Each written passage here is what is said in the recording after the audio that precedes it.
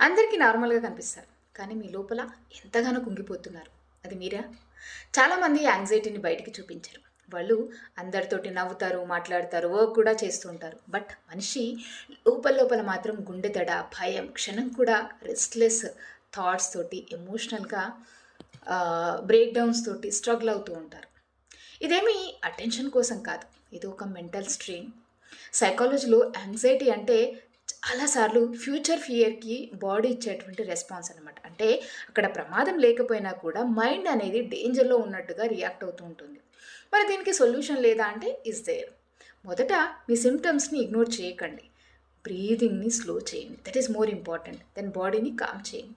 Thoughts అంటే ఆలోచనలతోటి యుద్ధం చేయకుండా వాటికి ఒక పేరు పెట్టండి. అంటే ఇక్కడ ఇది నాలో వచ్చే యాంగ్జైటీ. అంతేకాని ఇది నిజం కాదు. ఇది తగ్గాలంటే మనకు విల్ పవర్ ఒకటే సరిపోదు. Right emotional support and right coping methods అవసరం. మీరు కూడా యాంగ్జైటీ వల్ల స్ట్రగుల్ అవుతున్నారా? అయితే డీఎం చేయండి. నమస్తే.